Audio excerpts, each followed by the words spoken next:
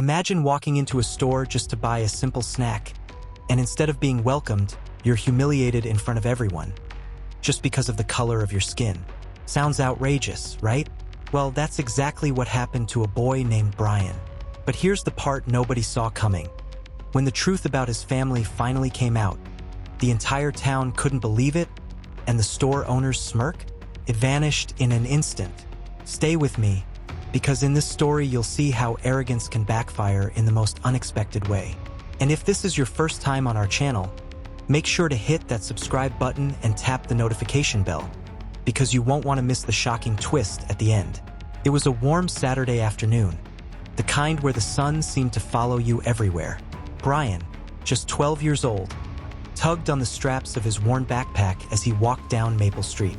He wasn't carrying much, just a few coins he had saved all week from doing odd chores in the neighborhood, washing cars, raking leaves, running little errands. He had one mission that day: to buy his favorite chocolate bar and a bottle of soda from the convenience store on the corner. It should have been simple, but life doesn't always work the way it should. Brian was excited, humming a tune under his breath as he pushed open the glass door of John's general store. The bell above the door jingled, but instead of the friendly greeting most kids might expect, Brian was met with something else entirely. Behind the counter stood John, the store owner, middle-aged, sharp eyes, a man with a reputation for being grumpy, but also for having a cruel kind of humor that always seemed to come at someone else's expense.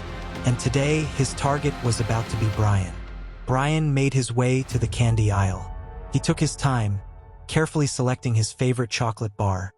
He had been waiting all week for this. Then he grabbed a cold soda from the fridge. When he walked up to the counter, he placed his items down gently and smiled. "Good afternoon, sir." But instead of returning the greeting, John raised an eyebrow. He looked Brian up and down slowly, from his old sneakers to his faded shirt. Then, with a smirk spreading across his face, John said loud enough for the few customers in the store to hear, "Well, well, well, look what we've got here. You sure you can afford this, boy?" The words hung in the air like poison. Brian's smile faltered. He clutched his backpack straps tighter. "Yes, sir. I have the money." "Oh, really?" John chuckled. "Because kids like you usually don't. You're not planning to run out with it, are you?" The two customers nearby, an elderly woman and a teenager browsing chips, turned their heads. Brian felt their eyes burning into him, as if he were guilty of something he hadn't even done. He tried to stay calm. "No, sir. I worked for this money." But John wasn't done. He leaned forward on the counter, lowering his voice just enough to make it sting even more. "Aha, worked for it. You people always say that. Next thing I know, half my candy shelf is gone." Brian's heart sank. He wanted the ground to open up and swallow him whole. He wasn't just being doubted, he was being mocked, reduced, humiliated for no reason other than how he looked. Brian pulled out his coins and laid them on the counter, his hands shaking slightly. He didn't want to make a scene, but inside, anger bubbled. He had worked hard for this moment. Why did it have to turn ugly? John eyed the coins, then burst out laughing. "Pennies? Nickels? What is this, a yard sale? Kid, you need to come back when you can pay like a real customer." The laughter echoed in Brian's ears. Even the teenager browsing chips snickered. The elderly woman shook her head, not at John, but at the situation. Her lips pressed tight, but she said nothing. Brian swallowed hard. His throat felt dry. He could feel tears threatening to rise, but he forced them down. He wasn't going to cry. Not here, not in front of John. "I have enough," Brian said firmly. "Please, just ring it up." John crossed his arms, still smirking. "Oh, so you're giving me orders now, huh? Tell you what, why don't you go run along and ask your mommy to come pay for you? Unless, wait, let me guess." His voice dripped with sarcasm. "Mommy's too busy, huh? Probably doesn't care where you are." That was the final straw. The customers gasped softly. Even for John, that comment felt cruel. But John only shrugged, enjoying the power he held in that moment. What John didn't know, what nobody in that store knew, was that Brian's mommy wasn't just some ordinary woman. She was someone who could change the entire balance of power in that little town with a single phone call. And the tables were about to turn in a way that would leave John wishing he had kept his mouth shut. But before we get to that shocking reveal, let's step back for a moment. Because what happened next inside that small store would escalate far beyond anyone's expectations. Now, up until this point, Brian had done everything right. He walked in politely, picked his items, and even greeted the store owner with respect. But John, the man behind the counter, wasn't just refusing service. He was enjoying the humiliation. And what Brian didn't know was that this ugly little moment was about to spiral into something much bigger. John let the coins sit on the counter without touching them. He leaned back, folded his arms, and raised his voice so that anyone else who walked in could hear. "You see this, folks? This kid thinks he can just waltz in here, dump some pocket change on my counter, and buy himself a feast. Newsflash, son, you don't belong here." Brian's jaw tightened. He wanted to say something back, but he knew if he lost his temper, John would only use it against him. Still, he couldn't let the man's words sink in without at least trying to defend himself. "I belong here as much as anyone else," Brian said softly but firmly. John tilted his head, mockingly cupping his ear. "What was that? Speak up, boy. I can't hear you." Brian took a deep breath, steadied himself, and repeated louder. "I belong here as much as anyone else." The store went silent. Even the teenager browsing chips froze, holding the bag midair. For the first time, John's smirk faltered. His pride had been challenged by a kid. And if there was one thing John couldn't stand, it was losing control of a situation. John leaned forward, both hands on the counter, his face inches away from Brian's. "You've got guts, I'll give you that. But guts don't pay bills. Guts don't buy candy. And guts don't change the fact that this store doesn't need kids like you hanging around, making everyone uncomfortable." The words landed like a punch. Brian felt heat rise in his chest, his ears burning. He hadn't done anything wrong, yet he was being treated like a criminal for daring to walk into a store. Still, Brian held his ground. He didn't move. He didn't back down. The elderly woman who had been watching finally spoke. She cleared her throat and said, "The boy has money. Why don't you just let him buy what he wants?" But John waved her off without even looking at her. "Stay out of it, Martha. You don't know how these kids operate. Today it's a candy bar. Tomorrow half the store's inventory is gone." Brian clenched his fists at his sides. He wanted to shout, "I'm not like that. I earned this money." But the words stuck in his throat. He was too young to know how to fight back in a way adults would respect, but he was old enough to feel the injustice burning deep inside. Just then, the bell above the door jingled again. 2 more customers walked in, this time a father and his teenage daughter. They glanced at the scene unfolding at the counter, curiosity flashing across their faces. John seized the moment. He pointed at Brian and declared loudly, "See this kid?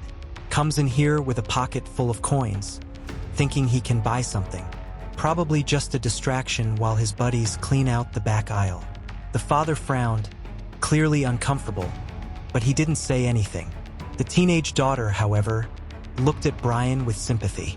She could see the humiliation written all over his face. Brian wanted to disappear. Every second felt heavier, more unbearable. Yet a small part of him refused to run. Something inside told him, if I walk away now, he wins. Brian lifted his chin, his voice trembling but steady. "You don't know me. You don't know my mom. You don't know anything about us." John laughed, a cruel, hollow sound. "Oh, I don't need to know. I've been running this store for 20 years. Kid, I can tell just by looking who's trouble and who isn't. And you? Trouble written all over your face." The teenage girl muttered under her breath, "That's not fair." But John ignored her. Brian's heart raced. He thought about his mom, the countless times she told him, "Always stand tall, Brian. Never let anyone make you feel smaller than you are." Her words rang in his ears now, pushing him to say the thing that had been sitting on his tongue since the moment John started mocking him. "My mom works harder than anyone in this town," Brian said, his voice cracking but strong. "And you don't get to talk about her." It was a bold statement, one that made John's smirk widen, as if Brian had just given him another reason to mock. But here's the thing, Brian had no idea that, in just a few minutes, the very woman he was defending would walk through those doors. And when she did, the store would never be the same again. Because Brian's mom wasn't just a hardworking woman. She was the mayor's wife. And the moment John realized who he had just mocked, let's just say his world came crashing down. By now, the store was silent. Everyone was waiting to see what would happen next. John thought he was in full control of the situation.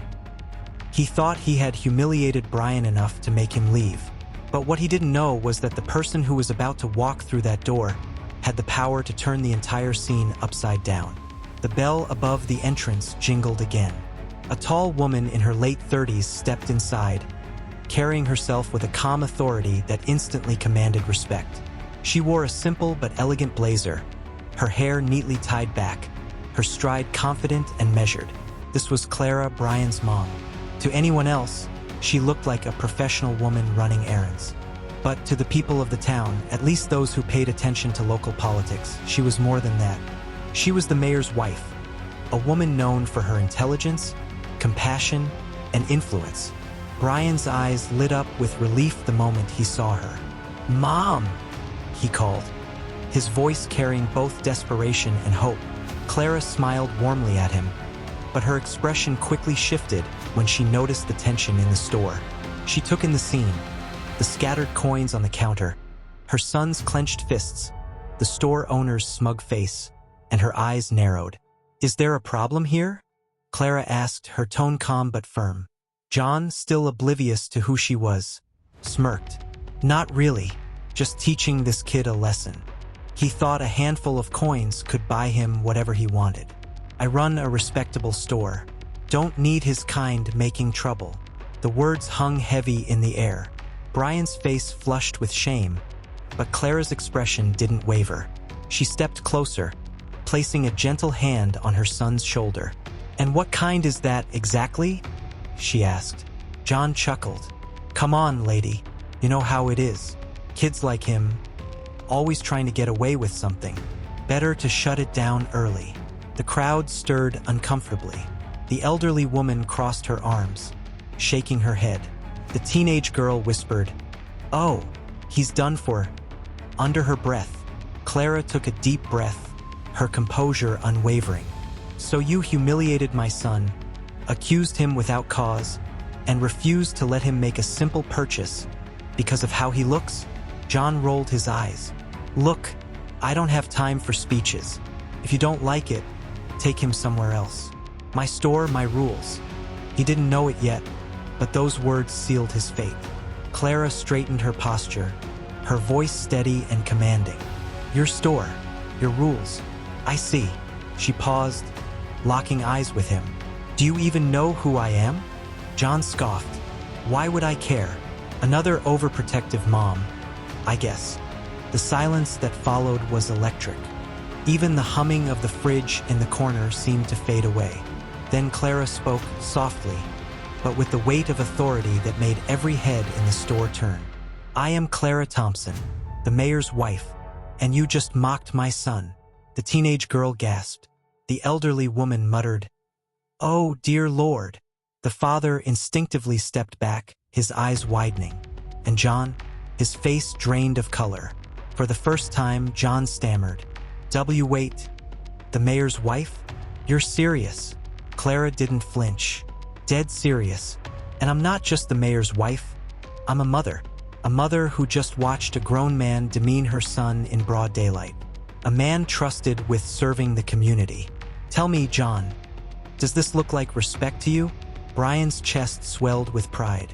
For the first time since the humiliation began, he felt seen, defended, protected. The crowd waited in stunned silence. The tension was no longer on Brian. It was on John, who suddenly looked like a small, petty man caught in his own trap.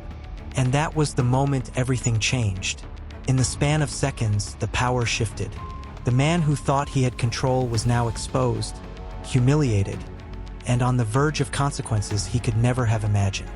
But what Clara was about to do next would leave the entire store speechless.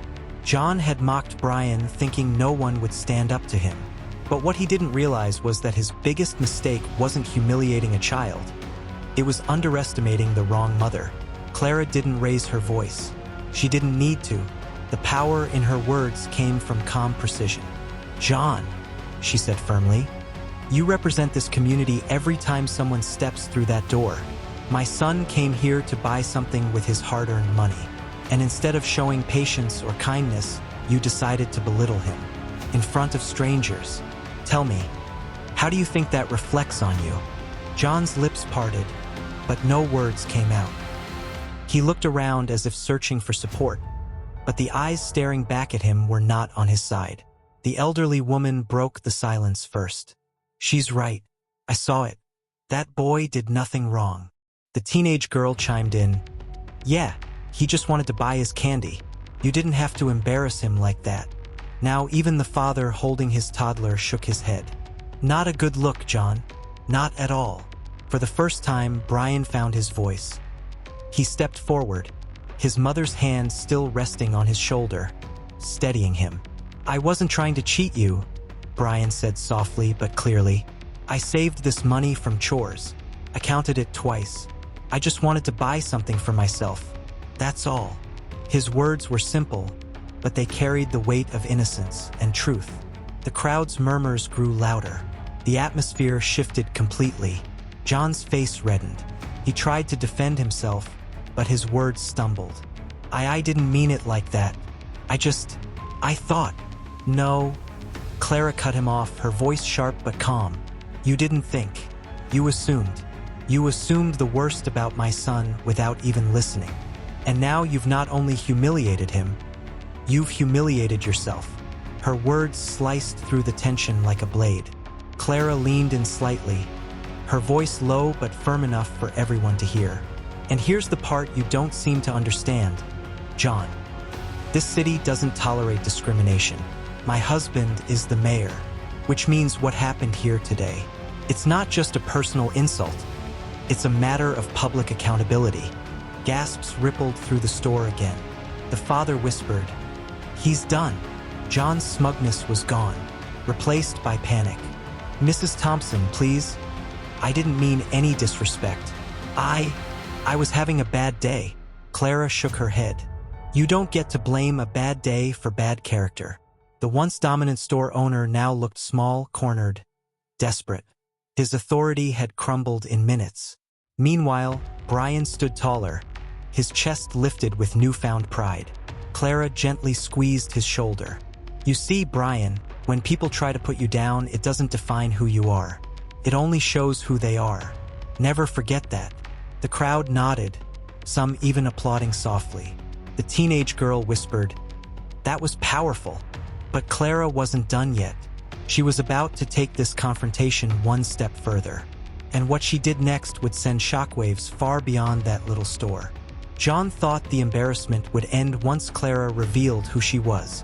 But what came next proved this wasn't just about one boy, one store, or one insult. It was about something much bigger. Clara pulled out her phone calmly and began recording. Her voice was steady, commanding. "This is the owner of Thompson's General Store," she said, panning the camera to John. "Today, he chose to mock and humiliate a young black boy, my son, over nothing. This is what bias looks like in broad daylight." The crowd fell silent. John's eyes widened. Wait, you can't record me," he sputtered, reaching out a hand. Clara didn't flinch. "Actually, I can, and I will, because this story deserves to be heard." The teenage girl quickly pulled out her own phone. The elderly woman shook her head. "Lord, I never thought I'd live to see this kind of shame exposed like this." John stepped out from behind the counter, his hands raised as if surrendering. "Look, I made a mistake, okay? I shouldn't have said what I said. Please, don't blow this out of proportion." Clara's eyes locked on him, sharp and unrelenting. "You embarrassed my son in front of an entire store. You tried to strip him of his dignity. Tell me, should I keep this quiet so you can do it again to someone else?" The weight of her words hung heavy in the air. Now the bystanders found their voices. She's right, the father with the toddler said firmly. I shop here every week, but not anymore. Not if this is how you treat people. The elderly woman crossed her arms. I'll be telling the church ladies about this. You can be sure of that. The teenage girl looked John straight in the eye. You're trending by tonight. John's face drained of color. For the first time, Brian smiled. It wasn't cocky, it was proud. He turned to his mom. Can I still buy the candy? He asked softly. Clara handed the money to the father holding the toddler. Would you mind helping him check out? I think John needs a moment to reflect. The father grinned and nodded. Absolutely, young man. Come on, let's get you taken care of. Brian stood tall as he walked to the register with his new ally, while John stood frozen, powerless in his own store. Before leaving, Clara turned back to John one last time. Remember this, John. The real test of a man isn't how he treats people with power, it's how he treats people without it. And today, you failed that test. She didn't yell. She didn't threaten. She simply spoke truth and left John with the silence of his own downfall.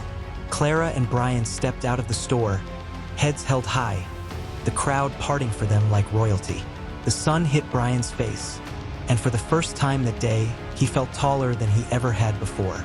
John remained behind the counter, slumped, humiliated, not by force, but by truth. And just like that, the tables turned. A store owner who thought he could mock a child learned the hardest lesson of all.